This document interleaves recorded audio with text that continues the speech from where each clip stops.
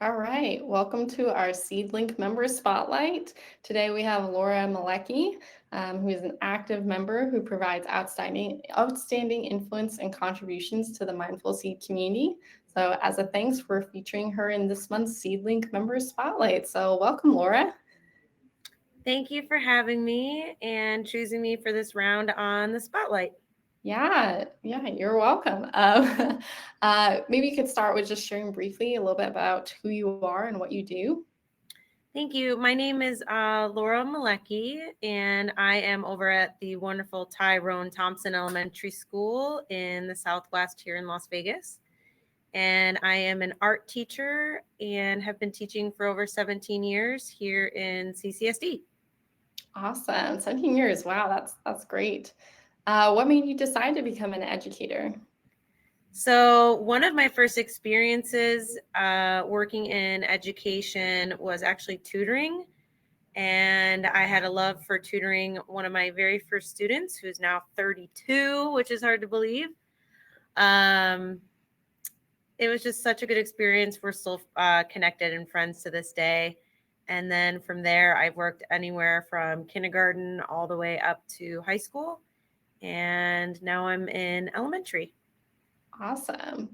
Yeah, and how did you learn about SEL?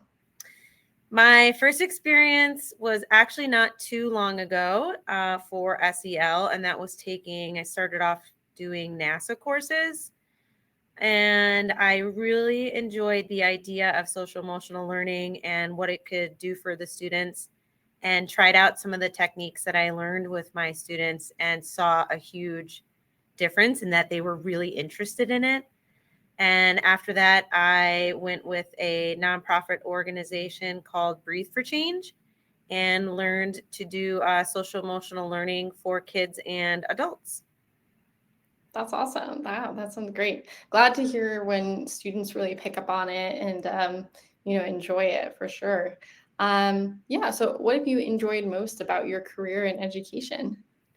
Probably my biggest thing I've enjoyed is just the different milestones along the way, being like a lifelong learner. So, like in the past, I've done like national boards or been a mentor or done something like presenting and getting to travel for the district to recruit for teachers. Different areas, different milestones kind of inspire me to keep going and try new things. Yeah, that's awesome. I love that lifelong learner, right? Don't we all aspire to that? What on the flip side of that has been some of your biggest that maybe you've overcome as an educator? I would say, especially like kind of going along in the different years and having like ambition to try new things, sometimes you get stuck and you might fail at something, which is a natural process of life. And just having to take the time to go back and figure out a solution to that failure and then try again. For example, national board, my first round, I think I missed one of the components by like a point and then had to redo just that one section the following year and really look back and kind of see why wasn't I successful and what could I do better to improve. So that would be an example. Yeah, definitely. I think failing is something nobody enjoys, but I think it's good to hear that that's a pretty common experience and it's part of the learning process. Um, yeah, so you have a lot of experience. There are probably people in Seedlink who are maybe newer to either SEL or education. So if you could go back in time and give yourself one piece of advice before you entered education, what would it be? I would say when you feel like you've found something that's golden that's working with the kids, to take a moment and share that experience with someone else, especially maybe a teacher who's new. And I know my first year in the district, I had a mentor, and the first week she had said, first couple weeks, how are things going? And I said, good. And then she never came back because I think she just thought I was good. But really, it was just like, hey, today was a good day. But there was probably a million more things I could have asked. So taking those moments when you find something good and sharing it. Hmm. Yeah, I love that. Sharing the seed love, as we say in Seedlink.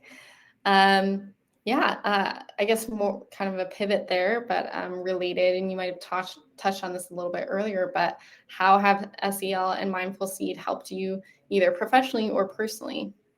So having a platform where we can communicate with each other, I think is a great idea. When I first saw that email, I was excited about it because the ideas I'm seeing people share, I like to save a lot of those in like a document and reference back to them. Um, this last 2 years, I was also working with the Children Mending Hearts in California. I got a grant and it's like art and SEL. So I have some neat ideas from them, but I'm also pulling some of the ideas that I see here in our community areas where we're talking and sharing ideas with each other. Yeah, yeah, and that's a great segue into my next question. What topics would you like to talk about more with fellow SEADLink members? So I think some of the things I would be interested in learning more would be about like manipulatives you can use with the kids. So not only just ideas from maybe lessons, but also like artifacts. I have this next to me because this is some like just one example I love to use in class for like breathing and breath work and the Hoberman ball. So just different ideas that people might have and would like to share in the community, more like manipulative, or PBLs, like project-based learning with SEL, I think would be interesting too. Yeah, awesome. I love the specifics. I'm sure people who listen to this will have immediate ideas of how to start on that. Yeah, just kind of the last question, really hard question to finish this off.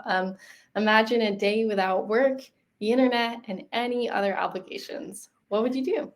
Well, that feels like maybe a few days we would have in the summer, which is, you're always kind of connected to those things. But absolutely, if I could choose one thing, and it's something I'm passionate about personally, aside from work, it's travel. Hmm. Every year, the past several years, I've been traveling different places around the world and learning different cultures and having different experiences. And I like to bring those back to class or just enjoy for myself. Awesome. Is there anywhere in particular that's been a favorite place you've traveled to? Yeah, definitely Egypt. Mm. Last year I did Costa Rica. Um, just anywhere I can kind of think of, and it's like a goal to save for and then to just go for like a week or two, especially like over winter break or summer, and then it gives you something to look forward to. Is so exciting. I love that. Yeah, I'm a travel person myself, and it's so fun when you turn the dream into a reality where you're like, I'm finally here. So, Yep. yeah, well, thank you so much for sharing with us, Laura, and for being a part of Mindful Seed. Thank you so much for taking the time to spotlight one of us. I appreciate it. Yep, you are welcome.